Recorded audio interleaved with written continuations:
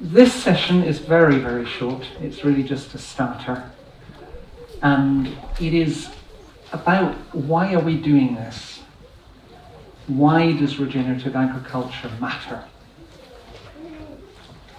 And I want to quickly just talk a little bit about my own story. I was just thinking this morning,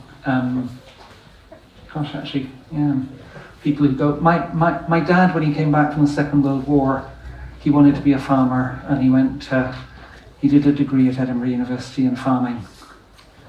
And he died just over 40 years ago. And at that point, I inherited the farm that he had started. Shortly after that, Pillars of Hercules, which some people will know, it's a sort of organic smallholding farm shop cafe just about half a mile from here. Bruce started that there. And that was a very small little toe in the water of trying to do something a little bit differently, of how do we grow food, how do we look after our soils, how do we look after our health. And that was great, and we've got quite a few small buildings. In fact, I see Eli and his dad Nat are here in the tent somewhere. Oh, there we are. Hey! So we got various smallholders on Falkland Estate, and that's been there. We've tried to move our farming on, and about 7 years ago, no, maybe 10, over 10 years ago, we turned organic. And there are some things that are working really well, and there are some things that are still really not quite there. So last year, I went down to Groundswell, and it was interesting. About 10 years ago, we had an idea in Falkland of having a little festival called Groundswell. It was going to be a different thing than this, but I thought, oh gosh, I'd heard about this Groundswell for a while. So I went down to Groundswell, and I had an amazing time. And I think the best session that I went to was around something like, what is it to be really regenerative? And there were about 5 speakers there, and one of them happens to be this guy who's sitting next to me here, called John Cherry, and went up to that and really enjoyed the session, and afterwards went up, and there was somebody else who was also there, who might be in this tent, if not Johnny Balfour. Johnny Balfour was also at the session, so went up to John and said, John, would you ever think of, maybe, would Groundswell, your family and Groundswell think of working with us on a smaller scale, something in a field? And the rest is history. So no.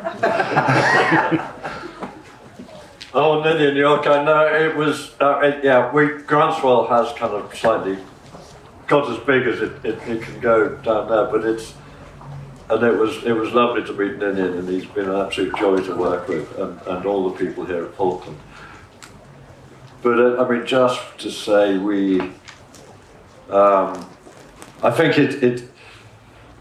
the sort of joy of Groundswell is all the people who come along are so positive, like you obviously are, and it's the random conversations between people advising each other about how to make their farms more regenerative. Because actually, why we started Groundswell is because most of the advice you get is from people who are hoping that you're going to make them more money rather than you make more money. And certainly they're not particularly interested in whether you regenerate your ground or not.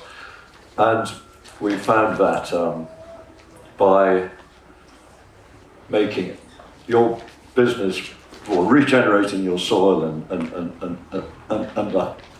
your farming business, you regenerate your profits, and basically you make your life an awful lot better and happier. And it's a completely joyful experience. And we've just had two days down in Hertfordshire of an awful lot of happy people, and I hope one day up here we can make you all very happy by chat amongst yourselves, because it's a wonderful thing, and I don't know really if I can add to that, so I'll pass on to Joanna, who's a better speaker.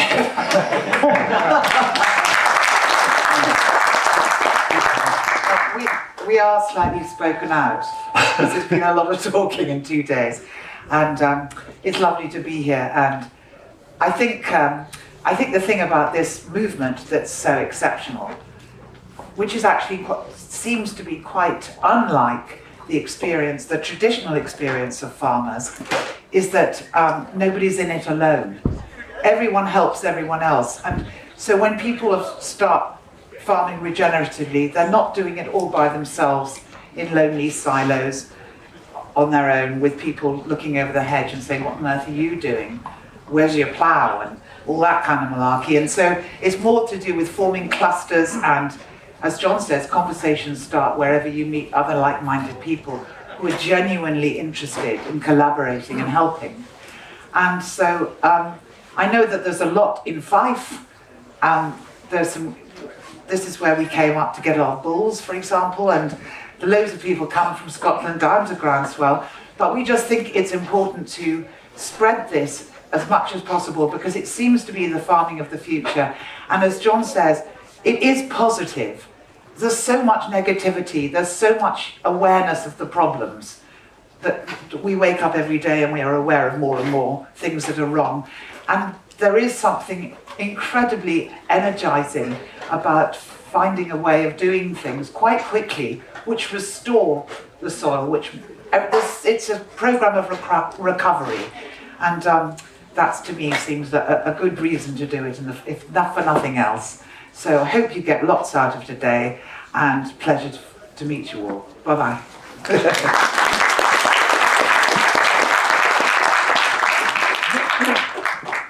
I guess it's my turn.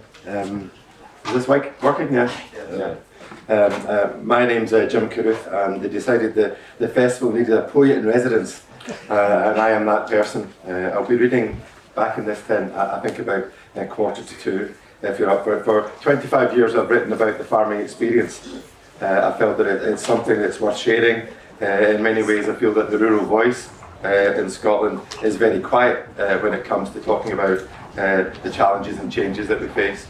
And currently I work on the family dairy farm owned by my brother, where it was brought up, and much of what I write about reflects both his experience and the family's experience over the last 70 years and the experiences of the farms around him. Very much a struggle, and it's wonderful to be here. And I thought, to set off, I would give you a couple of poems that I thought were appropriate today. First is just that reflection that we've always had an experience and a relationship with the land, and that's something we should never forget. Because the land are we, the days a gift of breath, the weeks muscle burden, sweat, the months skin wearing the soil, the years hands taking the furrows, our lifetime a body harvest born, our death bones to the earth. Each new voice repeats the ancient song, because the land are we.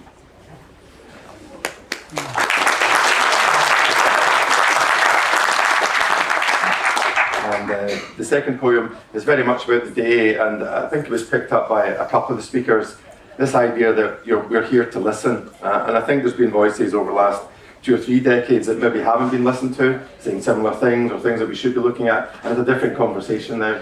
I think it's just a much stronger momentum about it. And this is called Days Till Harvest.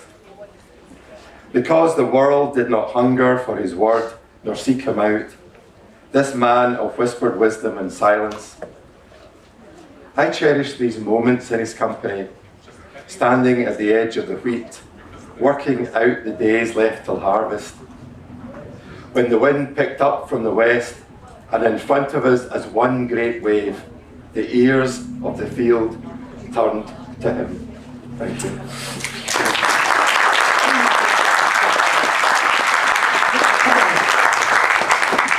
Thank you, and so we're now kind of moving on, so from the local to the Scottish poet, and to those kind of just, a bit over the border, in terms of the folks who have started this in Hertfordshire.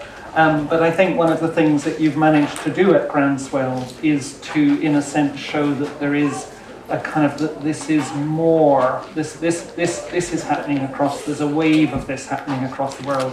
And I know Joel at one point was going to come, well in fact you were in Scotland, weren't you? And you didn't stay in Scotland, but now we're going to hear from Joel. So, thanks, and enjoy the day, and yeah, hope you have some fun as Joanna was saying.